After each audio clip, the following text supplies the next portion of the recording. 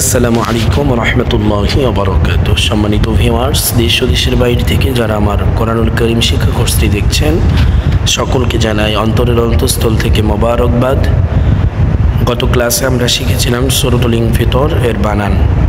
ইনশাআল্লাহ আজ আমরা সূরাতুল ইনফিতর এটাকে রিডিং পড়ব ইনশাআল্লাহ। তো আসুন আমরা আমাদের মূল পড়ায় চলে যাই।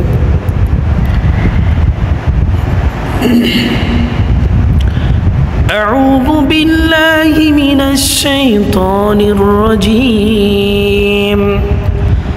سورة الانفطار مكية.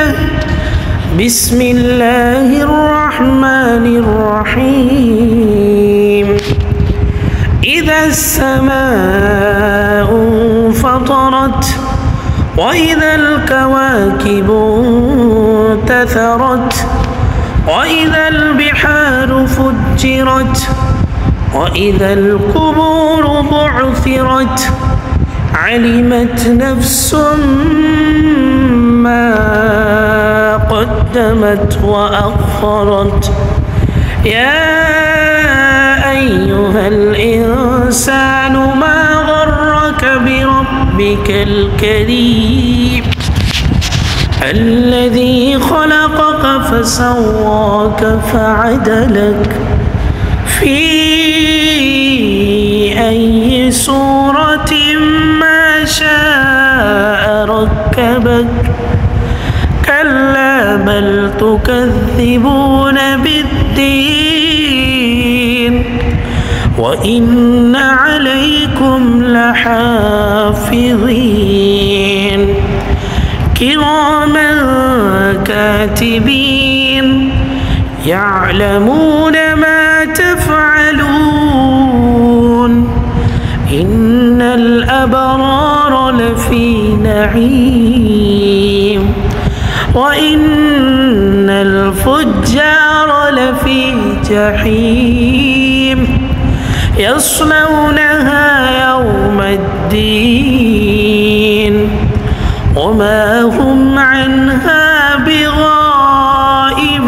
بغائبين وما أدراك ما يوم الدين ثم ما أدراك ما يوم الدين يوم لا تملك نفس لنفس شيئا والأمر يومئذ لله صدق الله المولانا العظيم وصدق رسوله النبي الحبيب الكريم।